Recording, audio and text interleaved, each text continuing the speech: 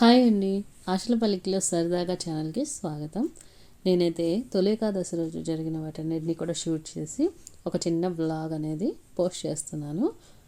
అందరికీ కూడా ఆషాఢ మాసం కాబట్టి గోరింటాకు పెట్టేసుకున్నారు కదా. నేనైతే ఇక్కడ బెంగళూరులో 13 సంవత్సరాలుగా ఎప్పుడు కూడా గోరింటాకు చూడలేదండి. కేవలం ఈ కోన్స్ తెచ్చుకొని పెట్టుకుంటూ ఉండేదాన్ని. ఇవైతే మా ఇంటి ముందుల మొక్కలు అనమాట. అవి చూపిస్తున్నాను. అందులో మా పిల్లలు మైక్రో గ్రీన్స్ అంటే ఈ మెంతాకుని పెంచుతున్నారు. ఇక తొలి ఏకాదశి రోజున స్వామివారికి పుష్పయాగం జరిగింది. ఆ వీడియోని నేను మీకు చూపిస్తున్నాను. బెంగళూరులో జేపీ నగర్లో మనకి తిరుపతిలో ఏ విధంగా అయితే పూజలు చేస్తారో అలాగా ఒక తిరుమలగిరి గుడి అనేది ఉందన్నమాట. సో అక్కడ తొలి ఏకాదశి రోజున పుష్పయాగం అనేది జరుపుతున్నారు.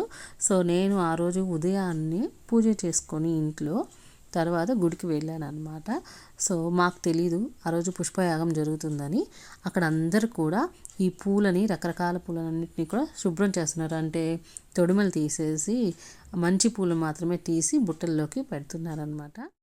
మేము మామూలుగా దైవ దర్శనం చేసేసుకున్న తర్వాత ఇక్కడికి వచ్చి కూర్చున్నాం. మీరు ఎవరైనా కానీ ఆ సేవ చేయొచ్చు. అలాగే ఈ పూలు శుభ్రం చేసేటప్పుడు మనకి ఒక్కొక్క పువ్వు ఒక్కొక్క రకంగా అనమాట. అన్ని పూలకి తొడాలు అయితే తీసేస్తారు, అంటే కాడలు తీసేస్తారు. అలాగే గులాబీ పూలు అయితే మాత్రం ఓన్లీ రేకులు మాత్రమే పెడతారనమాట. సో ఆ విధంగా ఒక్కొక్క దాన్ని మనం గ్రేట్ చేసేసి చక్కగా బుట్టల నిండా పెట్టేసేసి పక్కన పెట్టేస్తే సాయంత్రం పూట 7 గంటల నుంచి 8:30 వరకు కూడా ఈ పుష్పయాగం అనేది జరుపుతారనమాట. సో నేను అక్కడ ఉన్న ఈ పూలన్నిటిని చూపిస్తున్నాను చూడండి. ముందైతే చేమంతులు, అలాగే ఎర్ర గులాబీలు. చేమంతుల్లోనే 4-5 రంగులు ఉన్నాయండి. సో మనకి బ్రౌన్ కలర్ ఒకటి, అలాగే ఆనియన్ పింక్ కలర్ ఒకటి, ఇంకా లైట్ బేబీ పింక్ కలర్ ఒకటి కనిపిస్తాయి కదా. సో ఆ 3-4 రకాల చామంతులు, అలాగే గులాబీల్లో తెలుపు, పసుపు, ఎరుపు, పింక్ కలరు అన్నీ కూడా తీసుకొచ్చారు. అలాగే హైబ్రిడ్ ఒక సపరేట్గా ఉన్నాయి, మళ్ళీ నాటువి కూడా సపరేట్గా ఉన్నాయి. ఇంకా విరజాజులు, మల్లెపూలు, మరువం, అలాగే చంపకాలు, ఇంకా ఇవి సంపెంగ పూలు. సంపెంగ పూలల్లోనే 3 రకాల సంపెంగ పూలు ఉన్నాయి. ఒకటి పచ్చగా ఉండేవి, ఇంకొకటి ఎరుపు కలర్లో ఉండేవి, ఇంకొకటి లైట్గా మనకి ఏమంటే చెంగావి రంగు అంటారు కదా. సో ఆ రంగులో ఉండేవి అన్నీ కూడా ఉన్నాయన్నమాట. సో అన్ని రకాల పూలని ఒక్కచోట చూస్తే మనకి కన్నుల విందుగా ఉంటుంది. అలాగే స్వామివారికి ఆ పూలతోటి మనం అభిషేకం చేస్తామనంటే మనకి ఇంకా ఎంత బాగుంటుందో అర్థం చేసుకోండి. ఆ రోజు దాదాపుగా 1:30 గంట సేపు మేము గుడిలోనే ఉండామండి. అలాగే మనకి మిట్ట మధ్యాహ్నం 12 గంటలకి ఖచ్చితంగా వర్షం అనేది పడుతుంది. మేము దాదాపు 2 సంవత్సరాల క్రితం చూసాము ఈ పుష్పయాగం అనేది, మళ్ళీ ఇప్పుడు చూస్తున్నాము. ఇక నేనైతే ఆషాఢ మాసం వచ్చేసింది కాబట్టి గోరింటాకు పెట్టుకున్నాను.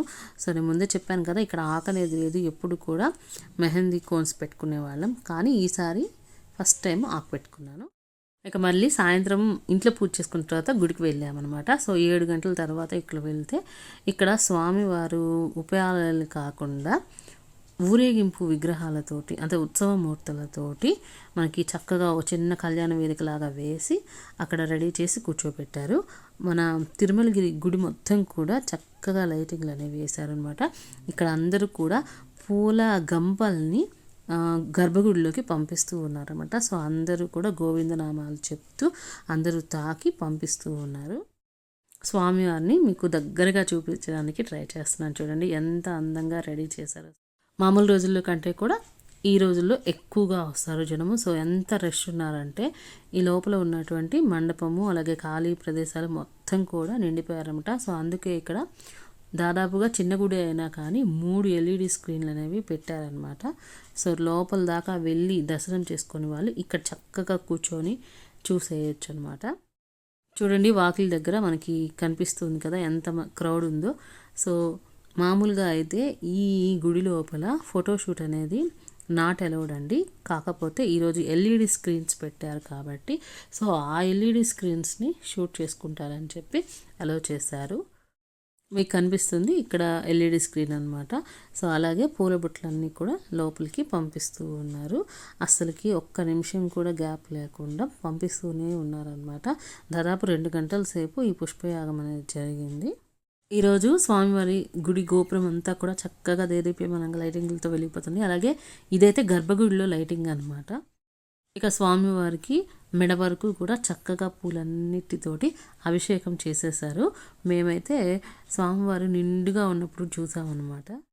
ఈ పుష్పయాగం అయిపోయిన తర్వాత ఆ పూలన్నిటినీ కూడా ప్రసాదంగా అందరికీ ఇస్తారు. అందరూ తీసుకువెళ్ళచ్చు అనమాట. ఇక్కడ స్వామివారి మూర్తి అనేది మనకి అచ్చం తిరుపతిలో ఉన్నట్లుగానే అనిపిస్తుంది. ఇక మేమైతే కొంచెం కష్టపడే లోపలికి వెళ్ళి దర్శనం చేసుకొని బయటకు వచ్చేసాం. ప్రసాదం అయితే మనకి బిసిబేళబాత్ అలాగే పెరుగన్నం అనేది పెట్టారనమాట.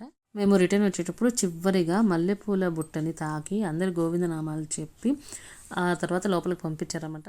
సో ఆ రోజంతా కూడా చాలా బాగా జరిగిందనమాట. చాలా హ్యాపీగా ఉండింది. ఆ విధంగా స్వామివారి పుష్పయాగంతో తొలి ఏకాదశి అనేది చక్కగా జరుపుకున్నామండి మేము. మరి మీరు ఎలా జరుపుకున్నారో నా కామెంట్ సెక్షన్లో షేర్ చేయండి. అలాగే ఈ వీడియో నచ్చితే ఆశల పల్లకిలో సరదాగా ఛానల్ని సబ్స్క్రైబ్ చేసుకోండి. Thank you for watching.